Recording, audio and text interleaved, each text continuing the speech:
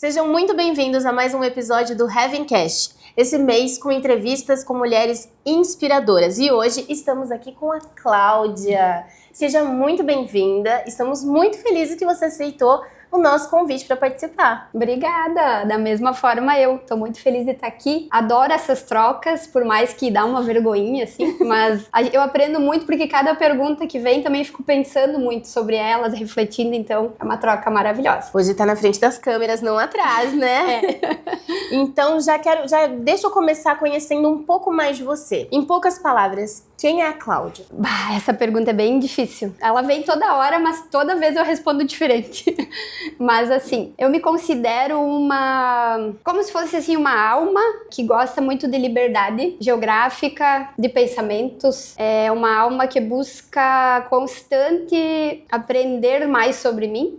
Uma porque eu acho isso muito importante para nossa evolução como ser humano. Outra porque eu acho muito interessante saber mais sobre a mente das pessoas, o comportamento, tanto nosso, o meu, quanto de todo mundo. Assim, eu acho muito interessante esse assunto. Então me incluo nisso, né? Nessa autobusca.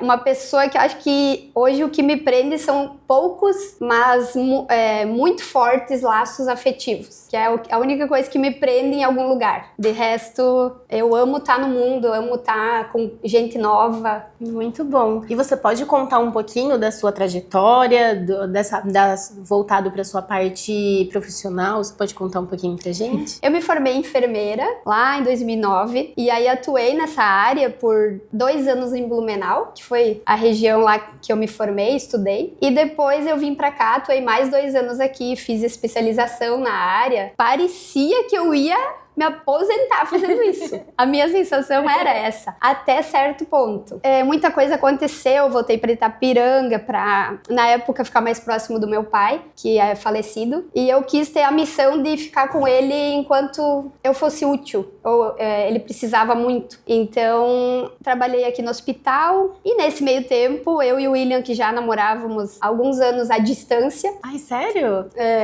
Aí a gente foi morar junto, juntamos as escovas e tal. E eu saía dos plantões do hospital e acompanhava ele em eventos, casamentos, 15 anos. Ele já mexia com fotografia? Ele é filho de fotógrafos, então ele mexe com isso a vida inteira, mas ali ele estava se situando como um fotógrafo ele mesmo, assim. Começando a curtir, digamos assim. Então ele começou a pegar os eventos dele, criou a marca dele, e aí que eu entrei, eu acompanhava ele e me divertia. Ele me dava uma câmera, colocava no automático e falava, tu fica lá atrás, não atrapalha a cena e faz o que tu quiser, pra gente ficar junto no final de semana, porque senão eu saía do plantão de 12 horas e ele ia trabalhar quando eu chegava. Então assim, era uma forma de eu ajudar ele em alguma coisa ali. E aí eu comecei a gostar da brincadeira. Eu comecei a tirar do automático, querer fuçar na câmera, querer conhecer mais. As pessoas, o contraste maior foi que eu saía de um hospital onde ninguém queria estar, onde as pessoas estavam tristes, sofrendo, com dor, e ia para um evento onde estava todo mundo sorrindo, feliz, lindos. E eu comecei a falar, eu quero isso aqui, eu quero estar aqui. Não é lá que eu quero estar. Só que no início é muito complicada essa transição, porque era muito recente. Meus pais tinham ajudado na minha formação toda. E parece quase como uma traição, né? Agora eu não quero mais fazer isso aqui.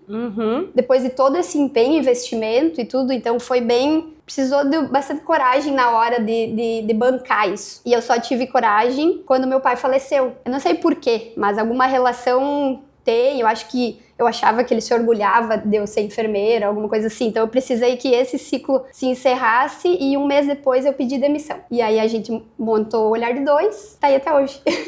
Que bacana. Então foi assim que eu entrei na foto. Nossa, saiu de um campo e foi e teve uma mudança enorme na vida, né? Foi. Eu tinha um gás porque eu e ele, porque nós precisávamos provar para as pessoas que ia dar certo.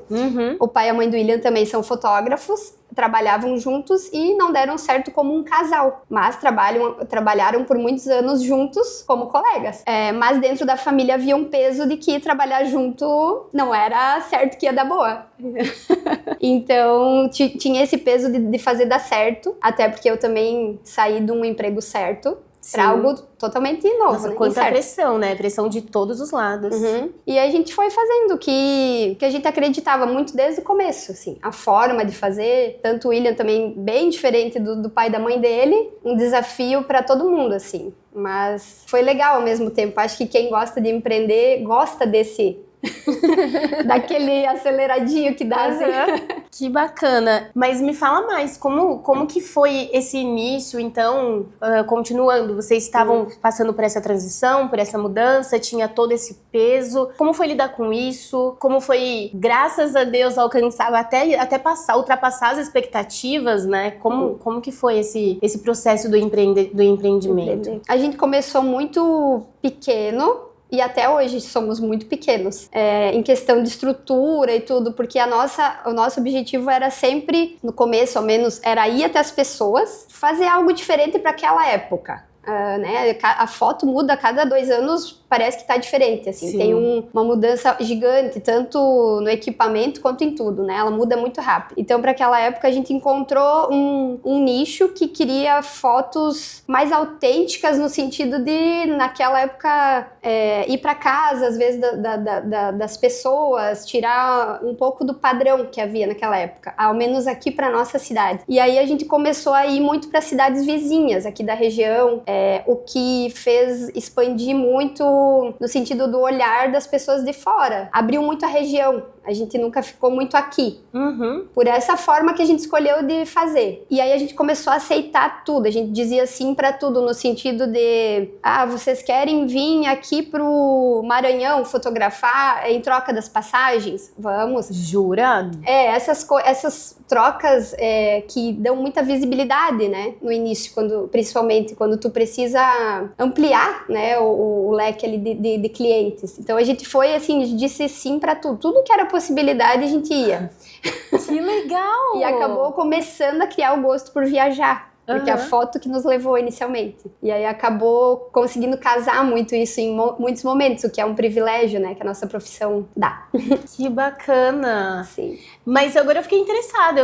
Agora eu quero entender como que surgiu a viagem, como foram essas primeiras viagens, essas primeiras experiências. Não, algo muito simples. Eram casais que nos conheciam, até algumas vezes daqui, que queriam viajar ou por alguma circunstância escolhiam tal destino. E aí no início a gente fazia isso, vou lá pro Rio de Janeiro, fotografo, em troca do aéreo, do hotel, e a gente cria um portfólio massa e começa a divulgar. Então no início a gente fez muito isso, assim. Acho que uns 2 anos que a gente fez muito, viajou muito e fez bastante isso. Mas a gente teve a sorte das pessoas também não esperarem só isso, né? Isso foram momentos pontuais. Pessoas estavam dispostas a pagar por algo, como chama assim, mais... único, mais exclusivo. Sim, legal. A gente começou a colocar metas no próprio Olhar de Dois. Agora a gente quer ir fazer um casamento em outro país, agora a gente quer ir palestrar. Começou a colocar metas, assim, muito claras. Acho que foi em 2019 a gente atingiu a última meta que a gente tinha. Qual meta? Que foi fazer um casamento fora do país, na Itália. Jura? E aí foi muito bacana, assim, porque quando tu atinge as metas, te dá um gás. E a partir dali também a gente começou a buscar novas, né? Aí tem que começar, a gente é muito inquieto, né? Tem que começar de novo, não dá pra ficar sem objetivo, né? E eu queria que você falasse, tem muitas pessoas que também... Eu acho que a palavra que define, que eu senti pela sua história, é coragem. Porque você e o seu parceiro, vocês se lançaram, né? Pensaram à frente e se permitiram viver isso. E eu sei que tem muitas mulheres, tem muitas pessoas que também se encontram nesse momento, que querem trazer algo diferente, querem iniciar algo diferente, mas às vezes por medo ou por não saber como fazer, não fazem. Que conselho você daria para essas mulheres? Para essas mulheres. É claro que cada momento de vida muda muito também. Eu me considero que eu já fui muito mais corajosa. Talvez antes de ser mãe, antes de ter essa responsabilidade. A gente, imagina, 2 jovens, porque a gente tinha 25 anos, 26 anos, quando a gente começou o Olhar de Dois, a gente ia por tudo, não tinha amarras, né? Então hoje já vejo que é é normal a gente ter alguns medos e precisar um pouco mais de segurança, tanto financeira, quanto emocional, quanto estrutural. É normal, né? Então, não é que a pessoa que não dá um revés desse na vida não é corajosa, mas é que é real isso. Mas o que eu penso é que a vida é muito curta pra gente ficar num emprego ou num relacionamento ou com o desejo assim engavetado e em algum momento armar as coisas para que aquilo aconteça. Eu acho que é um desperdício de vida. Mas agora, como fazer? Como cada um da onde vai tirar essa coragem, esse gás? Aí é muito particular, né? Mas se você pudesse dar um conselho para alguém que quer iniciar alguma coisa, quer empreender, mas tá aqui, não sei se eu vou, não sei se eu não vou, que conselho você daria para essa pessoa? Eu acredito que conhecimento daí é o principal. Tu saber o mercado, que tu tá abrindo alguma coisa ou o desejo, conversar com pessoas, conversar com todo mundo, estranhos, conhecidos, sobre aquilo, porque aí tu vai coletando, né, muita informação. Para mim, para abrir, quando a gente abriu, a gente escutou os sinais. O William sempre fala disso também, que as pessoas falavam, pediam. Então, assim, tu tá alerta, escutando o que as pessoas te falam sobre você também. Isso são sinais poderosos, se aquilo faz sentido ou não. E estudar mercado e conhecimento naquela área, né? Eu acho que não tem coisa mais poderosa. Muito bacana. Como você enxerga a fotografia no futuro? Você tem alguma visão sobre isso? Ou alguma expectativa sobre? Tenho. Porque a gente pensa muito sobre isso por conta daquilo que eu falei antes, que muda muito rápido. Sim. E isso é assustador. Assim como outras profissões também, né? O que eu vejo? A foto como história, memória, lembrança, é onde está o poder dela. Claro que também tem as outras áreas de divulgação, de tudo isso que hoje está muito em alta, porque as pessoas trabalham muito de casa, divulgam tudo a partir da foto, então com certeza também é muito importante. Mas o que eu penso é que nós, fotógrafos, nunca vamos ser substituídos por uma máquina, porque o que a gente enxerga e como capta é impossível uma máquina fazer. Depois, após produção, isso já está muito tecnológico, né? Isso, ok, talvez a gente perca. Relaxa. Talvez a gente perca isso, mas o que a gente faz num evento, num momento de guardar aquela história, de congelar, eu acredito que é nosso. Cada vez mais a gente vê o poder da fotografia nas pessoas que fotografam, como nós nos conectamos com os outros. A entrega, isso nunca vai ser substituível. Eu vejo ela cada vez mais importante, talvez por eu viver dela.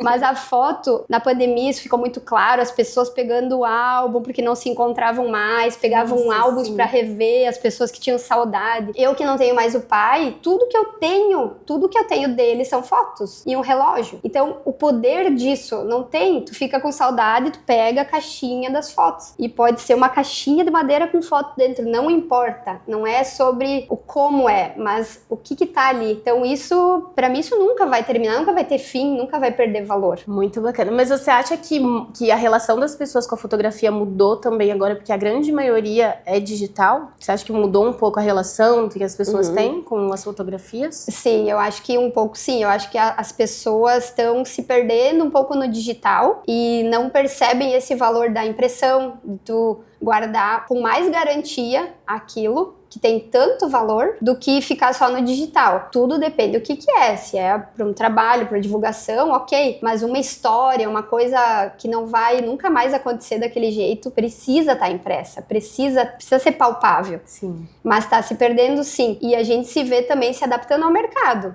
Uma vez a gente só vendia pacotes com álbum incluso. Hoje a gente já vende o serviço e a pessoa que quer, ela contrata o álbum. Entendi. Então a gente se adaptou mesmo contra a vontade, porque nos pediam muito esse formato. Hoje a metade imprime, a metade não. Os que não imprimem, a minha função é falar a importância de imprimir aquilo. Agora, a escolha é de cada um, né? Sim, com certeza. Se eu perguntasse pra Cláudia, de 10 anos atrás, o que ela falaria ou faria diferente? Ela falaria ou faria alguma coisa diferente, aliás? 10 anos atrás, gente, 27 anos. Você tava praticamente começando, né? Fazia poucos anos que você tava nessa área.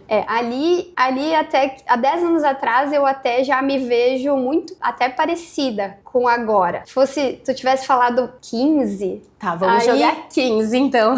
Aí eu teria aproveitado muito melhor algumas oportunidades daquela época de faculdade. Eu teria aproveitado aqueles anos um pouco diferente. Digo melhor, né? Mas eu faria muitas coisas diferentes no sentido de que tinha muita possibilidade na minha frente, mas talvez eu, como uma jovem imatura, não via, não aproveitei. Então, mais nesse sentido, assim. Agora, 10 anos atrás, eu posso dizer que eu achava que eu tava na minha melhor fase da vida, mas agora eu acho que eu tô na minha melhor fase da vida. Que gostoso! Parabéns! É muito bom você se encontrar nesse momento, né? É verdade.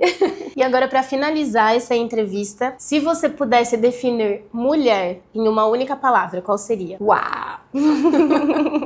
Essa é forte, né? Nós somos tanta coisa, né?